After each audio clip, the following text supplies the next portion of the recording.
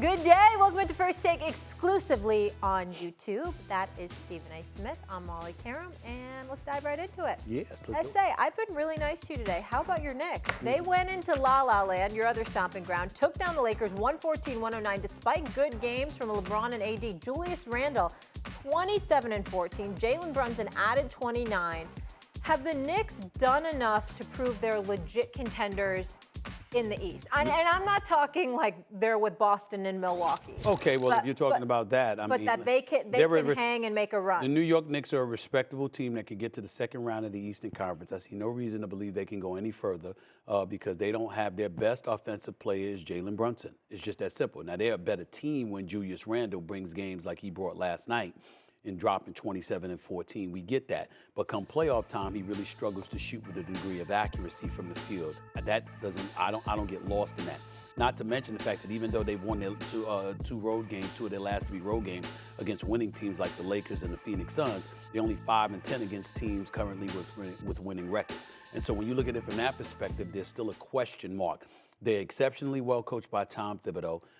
They haven't been playing defense for the most part over the last few games. I think over the last 2 weeks, they've allowed an NBA worst 127.8 points per 100 possessions. That's not a Tom Thibodeau team. Times are changing. We get all of that, but they need to play better defense. Mitchell Robinson being out for the next 2 months with this ankle injury certainly doesn't help matters. When he's in the lineup, they're more formidable defensively. But in the end, what it comes down to is when you look at Milwaukee, when you look at Boston, and on the outside, looking at Philadelphia, God help anybody if Embiid and Maxey get an additional piece like a Zach LaVine, for example, to come join their squad. Look out for the Sixers. I do not believe the New York Knicks are on the level of those three teams because the first two teams got two superstars, and one in Philly has one with a guy that's emerging in the one in Maxey. Knicks don't have that, and that's the problem. Real quick, before we move on, if you could have any player to add to your Knicks right now, like I'm talking fantasy land here, who would you want? Well, of course, it would be Giannis. I would give anything to have Giannis Antetokounmpo with the New York Knicks. But to be honest with you, I'd settle for Donovan Mitchell. I think if Donovan Mitchell, but let me put it to you this way.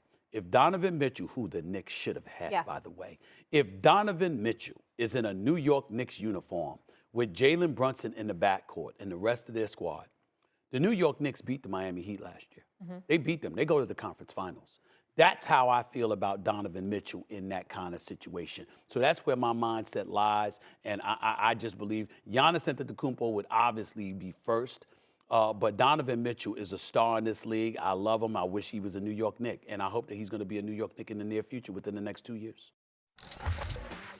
To the other LA team we go. The Clippers are red hot, continue their winning ways as they dropped 151 total points on the Pacers in a win. James Harden went off, dropping 18 straight points in the fourth quarter, finishing with 35 points, 24 of them coming from deep, dishing out 9 assists. It's been a complete turnaround for the Clips. They've won 8 straight while scoring 126 points per game. This comes only 1 month after this team lost the first 5 games that Harden played in a Clippers uniform. Stephen A., could the Clippers be the biggest threat to Denver in the West? I believe they could. And in fairness to James Harden, let's understand that we were saying that his subtraction from Philadelphia was a plus for the 76ers. What we didn't say enough of is that his addition to the Clippers has been a plus for them. And so right now we're in a situation where I'm looking at the Los Angeles Clippers. James Harden is doing his thing. He's averaging about 17 a game.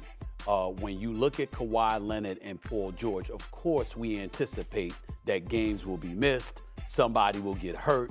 We're not wishing for it. Actually, we're praying that it doesn't happen because we want to see everybody fully loaded so we can find out who's what and what they can do.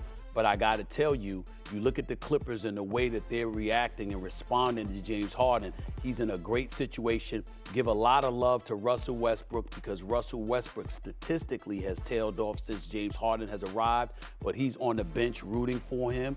He's in the game celebrating with him when James Harden assists him on a play. He accepts the fact that James Harden is that starting point guard for them. Paul George is balling like he told me he would when I went on Podcast P. He said he's going to play bully ball against everybody, and he has been flat out balling, and Kawhi Leonard is the star that he is.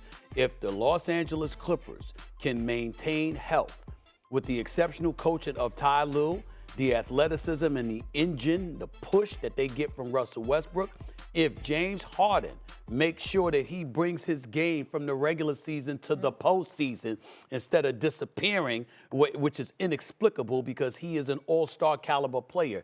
If he does that, we know what a healthy Paul George and Kawhi Leonard can do. Yeah. And I can't look at the Lakers, the Suns, or anybody ahead of the Los Angeles Clippers as being the #1 threat to the Denver Nuggets if those dudes are healthy and they continue to play the way we see them playing. Yeah, and imagine Harden finally gets it done in the playoffs in LA. Yeah.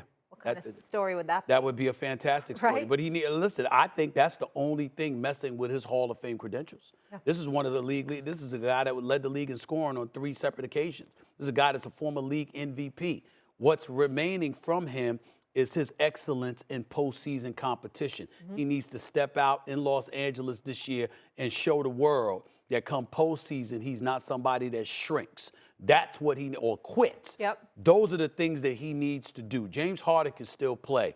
And not only that, he's the dude, he can score, but he's a point guard. And he's showing he's a point guard. With Kawhi Leonard and Paul George, with Russell Westbrook giving them that spark plug, I think the Clippers could make major noise. It's been a good move for him. Absolutely. Yeah. All right, we'll leave it there. Thanks for watching. Be sure to watch First Take Monday through Friday, 10 a.m. on ESPN. We'll be back at it tomorrow. And be sure to check out more exclusive First Take debates right here on YouTube. Have a fabulous day, everyone. Be safe.